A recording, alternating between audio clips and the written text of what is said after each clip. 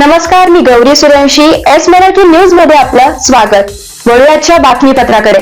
इंदापूर तालुक्यातील दुष्काळ निधीपासून वंचित असणाऱ्या शेतकऱ्यांचे बारामतीच्या प्रांत कार्यालयाच्या पायऱ्यांवर बसून आंदोलन.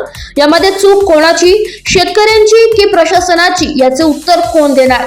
इंदापूर तालुक्यातील बहुतांश गावातील शेतकरी हे दुष्काळ निधीपासून वंचित राहण्याचे एकमेव कारण म्हणजे महाराष्ट्र जमीन महसूल अधिकार अभिलेख आणि नोंद वह्या तयार करणे व सुस्थितीत ठेवणे. नियम 1971 मधील नियम 29 व 30 अंतर्गत एक पीक पाहणी नोंदणी प्रक्रियेतील तरतुदीमध्ये सुधारणा करण्याबाबत महाराष्ट्र शासनाने महसूल व वन विभागाच्या मार्फत दिनांक 31 जानेवारी 2023 रोजी वरील प्रमाणे GR काढलाय की प्रत्येक हंगामासाठी जमीन मालक किंवा जमिनीत लागवड करणाऱ्या व्यक्तींना शासनाने ठरवून दिलेल्या मुदतीमध्ये किंवा शासनाने नियुक्त केलेल्या अधिकाऱ्याने ठरवून दिलेल्या मुदतीमध्ये मोबाईल याद्वारे पीक पाहणीने नोंदवलेल्या खातेदारांची पीक पाहणी संबंधित तलाठी यांनी शासनाने त्या हंगामासाठी ठरवून दिलेल्या कालावधीसाठी पूर्ण करणे आवश्यक राहील, असा GR मध्ये उल्लेख असताना सुद्धा इंदापूरचे तहसीलदार हे जाणून बुजून इंदापूर मधील शेतकऱ्यांना दुष्काळ निधीपासून वंचित ठेवण्याचं काम करत आहे.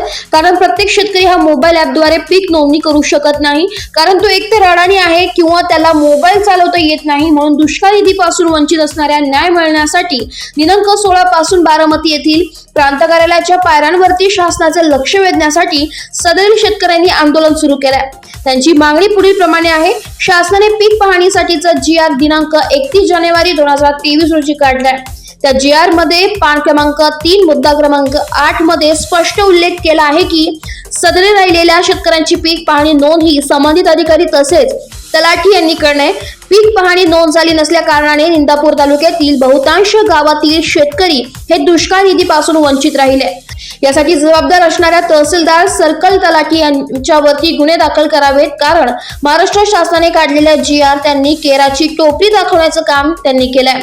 तसेच दुष्काळ निधीपासून वंचित राहिलेल्या शेतकरी राजाला ते अनुदान तात्काळ देण्यात यावे अशी मागणी आता शेतकऱ्यांकडून करण्यात येत आहे. त्यासाठी महाराष्ट्र शासनाने सदरील GR मध्ये स्पष्टपणे उल्लेख केलेला आहे की पीक पाहणी राहिलेल्या शेतकऱ्यांची पीक नोंदणी ही तलाठी यांनी करणे. 26 जून 2024 पासून इंदापूर तालुक्यातील निरगुडे गावामध्ये भगवान खारतोडे व पूनम खारतोडे यांनी चक्री उपोषण सुरू केले असून ते अद्यापर्यंत चालू आहे. त्याचे लोन हे इतर गावामध्ये सुद्धा साखळी उपोषणाच्या रूपात पसरलाय. या चक्री उपोषण व साखळी उपोषणाची साधी दखल सुद्धा इंदापूरच्या प्रशासनाने घेतली नाहीये, हे सर्वात मोठी शंकित आहे. तसेच इतर शेजारी असणाऱ्या तालुक्यांमध्ये दुष्काळ निधी हा सरसकट शेतकऱ्यांना भेटलेला आहे, परंतु इंदापूर मधील माझ्या वंचित असणाऱ्या शेतकऱ्यांना हा दुष्काळ निधी का मिळत नाही? इंदापूरचे तहसील ऑफिस जाणून बुजून शेतकऱ्यांना दुष्काळ निधी पासून वंचित ठेवण्याचं काम करत आहे का, असा स्पष्ट आरोप उपोषणकर्ते भगवान खारतोडे यांनी माध्यमांसमोर बोलताना केलाय.